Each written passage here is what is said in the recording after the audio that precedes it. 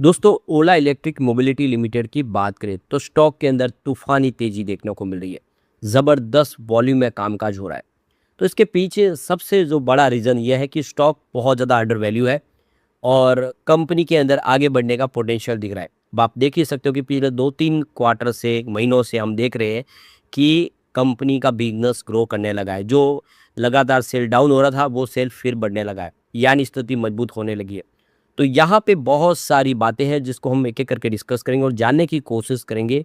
जो स्टॉक एक समय 150 के आस-पास चला गया था, वो इस समय मात्र ₹50 के नीचे है। क्या आने वाले समय उस लेवल तक पहुँचेगा? और यहाँ से निवेशकों को और फ़ायदा होगा, समझने की कोशिश करेंगे इस वीडियो के माध्यम से।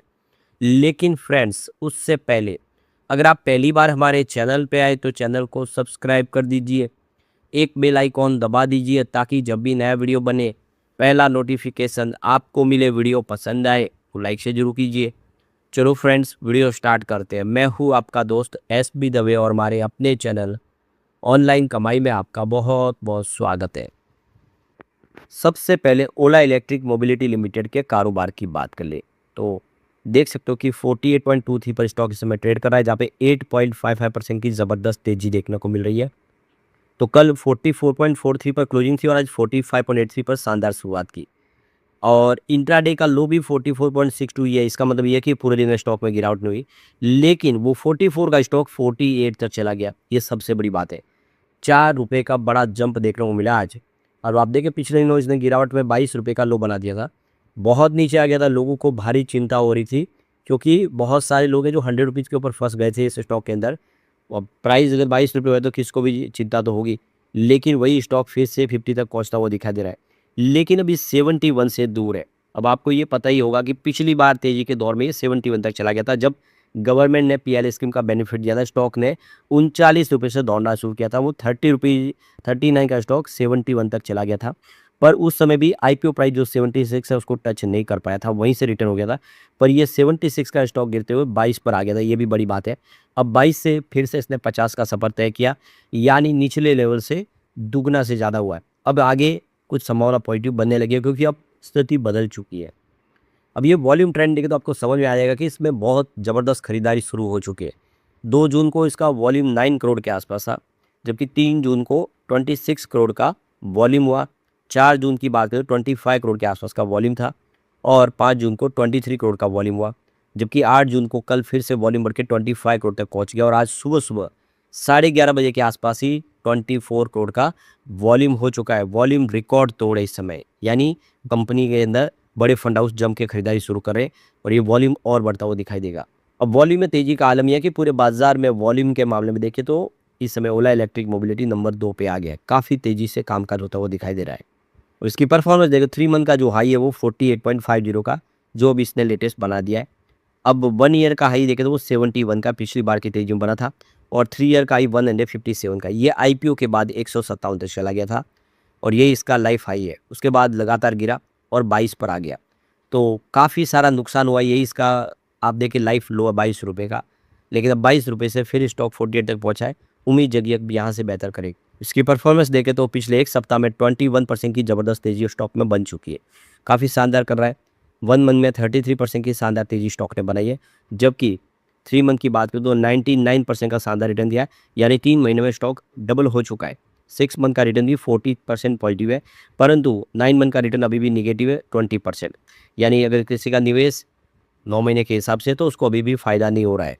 अब तेजी के पीछे सबसे बड़ा रीज़न है कंपनी का बढ़ता हुआ बिजनेस। लगातार सेल्स में वृद्धि हुई है। आप देखिए कि जनवरी 2026 में कंपनी का सेल्स 7531 यूनिट का था। फरवरी में ये सेल गिर के आधा हो गया। देखिए लगभग 3973 यूनिट का इन्होंने सेल किया।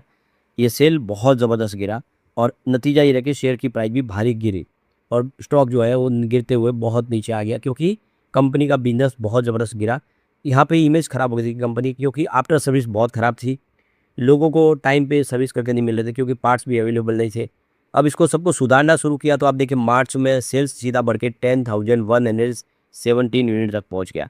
सीधा 4,000 से 10,000 का ज़बरदस्त जंप और यही सिलसिला अप्रैल में भी शुरू रहा और ये सेल बढ़ते हुए 12,323 यूनिट तक पहुंच गया और मई आते-आते आप देखिए सेल्स 15,139 यूनिट का हो गया। जहाँ पे फरवरी में मात्र 4,000 से भी कम यूनिट बेच रहे वो 15,000 तक पहुँच गया है। यानी 2 गुना नहीं बल्कि 3 गुना कंपनी का सेल्स बढ़ गया है और इसी वजह से यहाँ पे खरीदारी देखने को मिल रही है। कंपनी के बिज़नेस की बात करें अभी भी कमज़ोरी है, क्योंकि कंपनी का रेवेन्यू देखो तो 265 करोड़ के आसपास था क्वार्टर और क्वार्टर 4 में जहाँ पे 57% की इन्वेस्टर्स पे गिरावट देखने को मिली है। लेकिन कंपनी ने अपने लॉस को कम किया। देखिए 500 करोड़ का लॉस था कंपनी का, जबकि पिछले 1 साल पहले 870 करोड़ का लॉस था। तो लॉस धीरे-धीरे कम हो रहा है।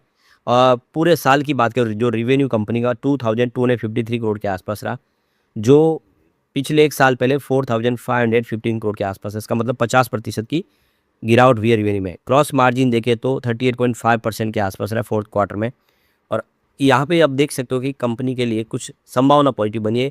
ये आंकड़े आने वाले समय बदलते हुए दिखाई देंगे। कंपनी लॉस से प्रॉफिट में भी आ सकती है।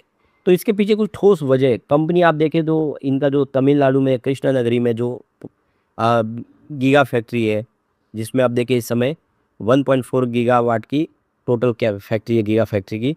इसको आने वाले समय 5 गीगावाट तक पहुंचाने का लक्ष्य लेके चल रहे हैं, यानी कैपेसिटी ज़बरदस्त बढ़ेगी। इसके अलावा कंपनी एनर्जी स्टोरेज सिस्टम के ऊपर काम कर रही है। ओला शक्ति के नाम से आप देखो कंपनी अब बैटरी एनर्जी स्टोरेज सिस्टम में भी इंटीग्रेट कर चुकी है। रेसिडेंशियल और कमर्शियल प्रोजेक्ट के लिए एनर्जी स्टोरेज प्रोवाइड कर रही है। तो ये बिजनेस के लिए बहुत अच्छी बात है।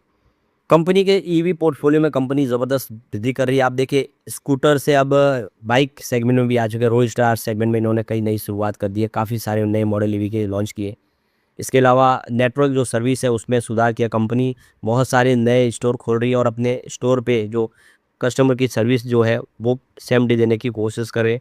अब वो पहले जैसा नहीं है कि आपको काफ़ी समय लटकना पड़े, तुरंत आपकी सर्विस हो रही है, जिससे कस्टमर बेस बढ़ेगा, विश्वास भी बढ़ेगा। ये 4 जो बड़े पिलर है ये कंपनी के लिए ग्रोथ का काम कर रही है। दूसरी तरफ देखें तो म्यूचुअल फंड ने भी जम के खरीदारी शुरू कर दी। आप देखिए 44 म्यूचुअल फंड ने फ्रेश एंट्री की है ओला में, सिर्फ 4 म्यूचुअल फंड ने एग्जिट लिया है। इसका मतलब ये है कि म्यूचुअल फंड ने यहाँ पे जम के खरीदारी शुरू कर। अब कुछ म्यूचुअल फंड के नाम देख लेते हैं जो 2 डिजिट में है। बहुत सारे म्यूचुअल फंड है, सबको डिस्कस नहीं कर सकते। तो कोटक कंजम्पशन ने यहाँ पे 36.56 करोड़ का एयूम किया है। इसके अलावा यहाँ पे देख सकते हो कि कोटक स्पेशल अपॉर्चुनिटीज ने 31.08 करोड़ का इन्वेस्टमेंट किया है। Mirae asset else tax saver ने 112 करोड़ का एयूम किया है। तो मोतीलाल ओसवाल इनोवेशन ने 11.61 करोड़ का एयूम किया है। Nippon India Nifty small cap 250 ने 11.17 करोड़ का एयूम किया है।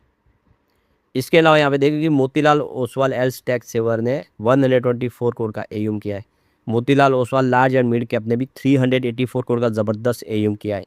Mirae asset large and mid cap ने 99.79 करोड़ का एयूम किया है। तो मीरे एसेट मिड कैप ने 42.12 करोड़ का एयूम किया है। और एंजल वन निफ्टी टोटल ने यहाँ पे हल्का सा निवेश किया है। अब एक आंकड़े पे आपको गौर करना चाहिए और वो है अदर जो डीआई है, इंडिया के जो बड़े फंड हाउस है उन्होंने निवेश बढ़ाना शुरू कर दिया। ये सबसे बड़ी बात है। देखिए जून में उनका मात्र 0.30% की होल्डिंग थी। सितंबर में ये होल्डिंग बढ़ के 1.27% हो गई। दिसंबर 2025 में ये 1.74% हो गई और मार्च आते 1.88% हो गई। इसका मतलब ये है कि इंडिया के जो बड़े फंड हाउस है वो इस स्टॉक पे भरोसा कर रहे हैं और लगातार अपने निवेश को बढ़ा रहे हैं। अगर हम रिटेल इन्वेस्टर की बात करें तो उनकी होल्डिंग घट रही है। आप देखिए जून 2025 में 55.88% की होल्डिंग थी, सितंबर घट के 53.19% हो गई। दिसंबर में फिर से बढ़ी और 54.05% तक पहुंच गई।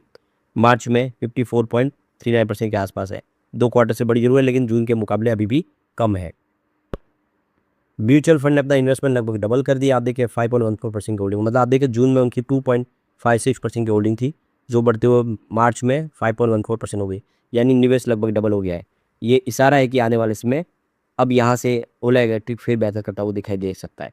लेकिन फ्रेंड्स कोई भी इन्वेस्टमेंट करने से पहले अपने फाइनेंशियल एडवाइजर से एडवाइस ले ले या अपना खुद का रिसर्च करें, क्योंकि मैंने वीडियो आपके एजुकेशनल पर्पज़ के लिए ही बनाया। वीडियो पसंद आए तो लाइक शेयर जरूर कीजिए और चैनल को सब्सक्राइब कर दीजिए। Thank you friends.